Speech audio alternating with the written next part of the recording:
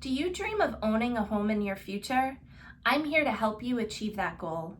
Today, I'll simply explain the mortgage process of buying your first home.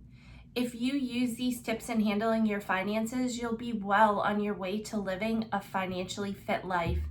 Welcome back, everyone, to Financially Fit with Katie. I'm Katie MacDonald, certified financial planner and owner of MacDonald Wealth Management. I'm dedicated to being your anchor for a financially fit life. Please do not forget to subscribe. That way you will be notified when new content will be uploaded. Now let's jump into today's topic on loan information for first-time homebuyers.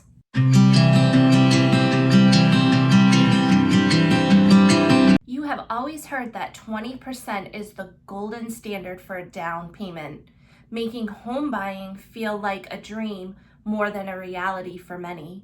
Yes, 20% is still a good number to aim for, but having less than that does not mean that you can't afford to buy a house. In today's market, you can often put down significantly less to get yourself out of a rented space and into a new home. I'm going to review the ins and outs of obtaining a mortgage and what you should expect your monthly payment to look like. So first, what is a mortgage? A mortgage is a secured loan that is used to buy a house or a piece of property.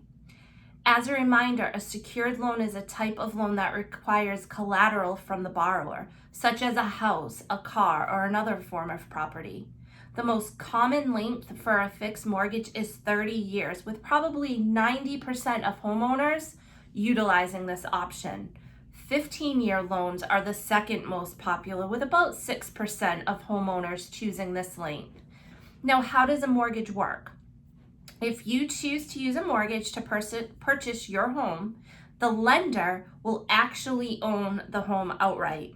You'll make regular payments, typically monthly, to the lender for a predetermined length of time. And as mentioned before, the most common loan lengths are 30 and 15-year fixed loans. These payments will include the principal amount and interest. And it also may include other expenses like your property taxes, private mortgage insurance or PMI, and homeowners insurance. Your mortgage interest rate is typically determined by two ways, either a fixed or an adjustable. So let's look at fixed rate mortgages. And just as the name sounds, a fixed rate mortgage offers an interest rate that does not change over the life of your mortgage. From year one to your final payment, you can expect to pay the same amount of interest on the entirety of that loan. Whereas with an adjustable rate mortgage or an ARM, unlike a fixed rate mortgage, these include varying interest rates over the lifetime of a loan. With an ARM, a lender will offer a set interest rate for the first few years, anywhere from the first 3 to 10 years typically. Once that time has passed, the interest rate could increase. In turn, this would increase the borrower's monthly payments. Now, while ARMs usually offer a lower interest rate than a fixed mortgage or a fixed rate mortgage, the borrower is taking the chance on whether or not that rate will eventually rise. Though ARMs typically are not encouraged, they could be a useful planning tool for those who plan on maybe selling their house sooner rather than later, or those who know that they're going to refinance their mortgage before that initial rate increase. So let's look at how is a mortgage payment calculated. So let's assume you're taking out a 30-year fixed loan for a $200,000 home.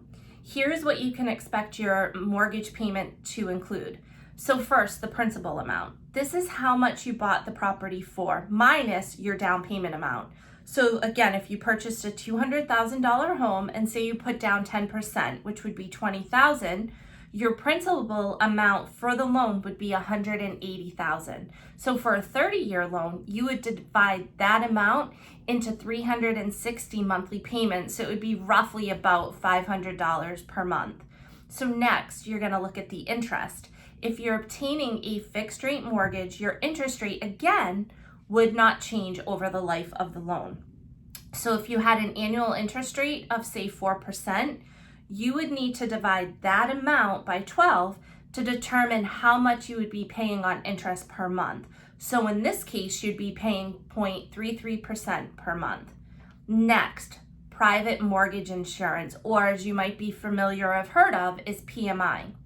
If you plan on making a down payment of less than 20% when buying a home, you will most likely be required to pay a monthly PMI premium.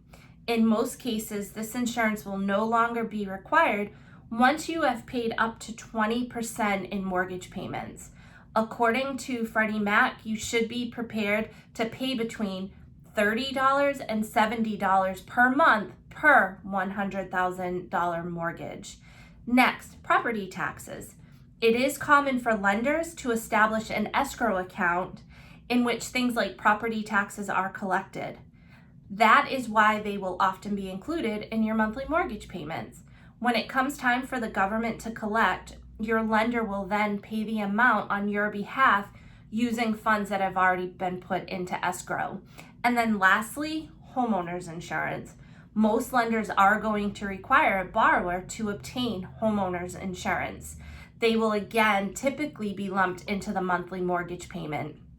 If you are considering purchasing a home, it is so important to do your homework first.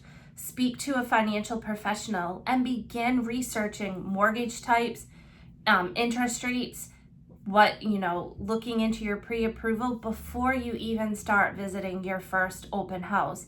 This can help eager home buyers like yourself to stay level-headed and be realistic about what you are able to afford. Because again, just because you are approved or pre-approved for a certain amount does not always mean that that is the house that you should be in or that that is the house that you can afford. I hope that you found this information helpful. I hope that you are able to gather some tips. If there's anything that I can do or answer any questions for you or put you in contact with a trusted mortgage lender, please reach out to me. My contact information is listed in the description box. And until next time, everyone, stay safe, be well. Bye.